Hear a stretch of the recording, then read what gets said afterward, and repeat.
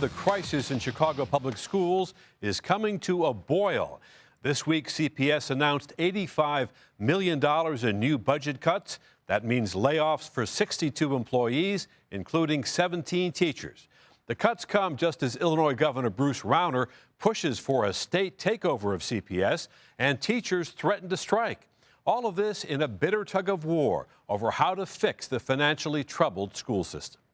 It makes me angry, unfortunately. It shows that those people who are in charge of running the district are not doing their job properly. And I think, as students, we deserve, a district that knows what they're doing.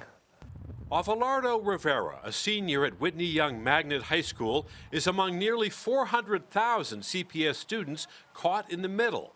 Rivera and his two sisters have been observing the back and forth between school leaders and legislators over funding for the schools. I definitely say that, we are more than a number. And with that being said, we require the funding. We're required to have these resources. I mean, education is a right. But those resources are in jeopardy because CPS is deep in debt and running out of money. The crisis, building for decades, got worse when Chicago politicians skipped pension payments for teachers. Now, this fiscal year alone, those pensions are costing Chicagoans $676 million. And that's not all. Two simple charts help tell the story. Take a look at enrollment. Since 2007, it has fallen by 4%. Over the same time, spending has risen by more than a third.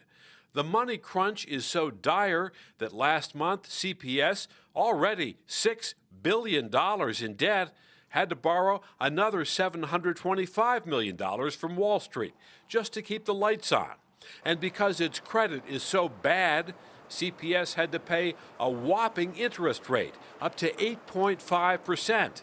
That's more than double the going rate for a typical home mortgage in Chicago.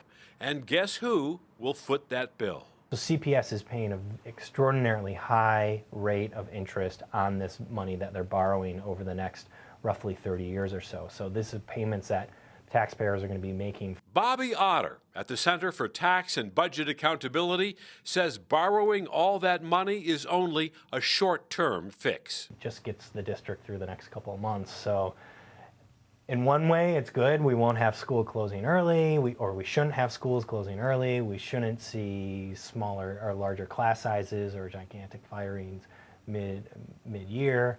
But at the same time, we still have a looming fiscal major fiscal hole for coming in July. Illinois Governor Rauner has asked the State Board of Education to investigate CPS finances and prepare for a state takeover.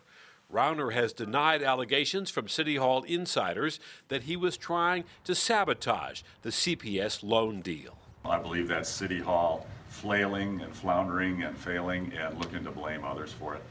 The numbers don't lie. CPS has been a financial disaster for years. The balance sheet is stunningly bad.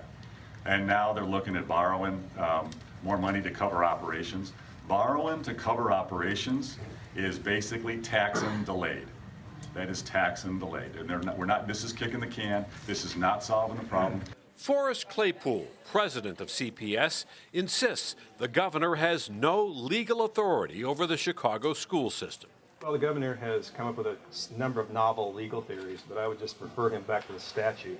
The statute is very clear that the authority he seeks to exercise does not apply to Chicago public schools. But Rauner is pushing the state legislature for power to take over the schools and even allow CPS to file for bankruptcy, a move that supporters say would allow the schools to rip up expensive union contracts.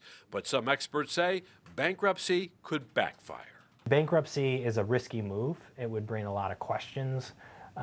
It would increase the cost of borrowing for the district, which is already astronomical. Now we could be looking at interest rates over 10%, maybe even higher in some of those cases.